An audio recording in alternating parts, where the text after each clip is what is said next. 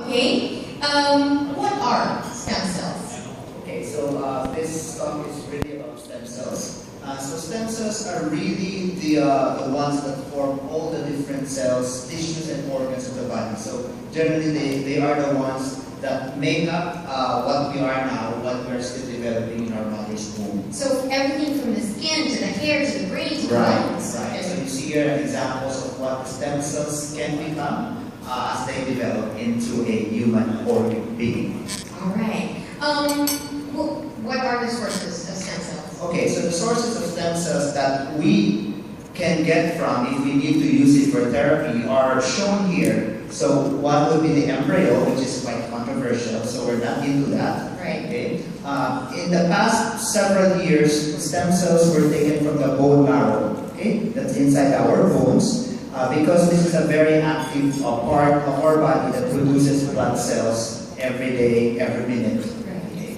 And then later on, we can also get from the circulating blood. So we still have a few in our circulating blood. And then more recently, stem cells can be obtained from the cord blood, which is what we're going to talk about this morning. Right, and why the need to bank, right? Correct.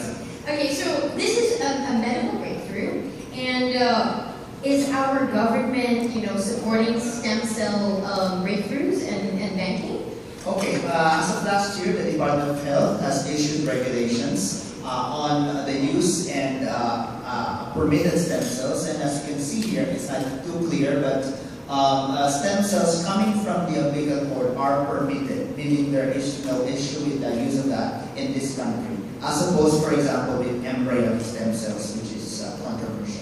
Yes, there's still a lot of debate. Yes. All right, so what is cord blood then? Okay, so cord blood is really the blood that remains in the umbilical cord and the placenta after the baby is delivered. So take note here, it says remains. So we're not competing with the blood supply of the baby. So this is only the blood that is left behind and usually thrown away. Yeah, it's discarded, right? It's discarded after the delivery. So day in and day out, this is thrown away in the delivery rooms in all hospitals and many hospitals around the country. Okay? But it has been found to be a very rich source of stem cells. Right. So what we didn't know was, this is precious. Very, very precious. So since we are launching this new facility, can you educate us on what are the types of cord blood banks? Okay, so we're talking about banks. Yeah. There are actually two types. One is public and one is private. The other is private. Okay. In a public bank, it's a donation. So the parents may opt to donate their baby's cord blood into that public bank so that anyone can use it in the future. So by doing that, they actually waive their rights because it is now owned by the bank. Okay, so it's not yours anymore. Not yours anymore, but it's there so that it can be utilized by someone who would need it in the future. But then, that someone will have to pay up to something like $30,000 if you need to get it. Wow. Unfortunately, we don't have a public bank yet in the Philippines. Okay. On the other hand, there is a private bank, or what some call me as a family bank, because it's the family who decides to keep it there. So it's directed by the family. So by doing that, they retain ownership, so it really belongs to the child.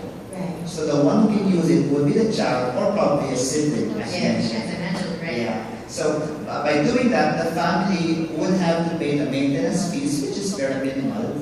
And when the time comes they would need it in the future, they do not have to shell out the $30,000. Right.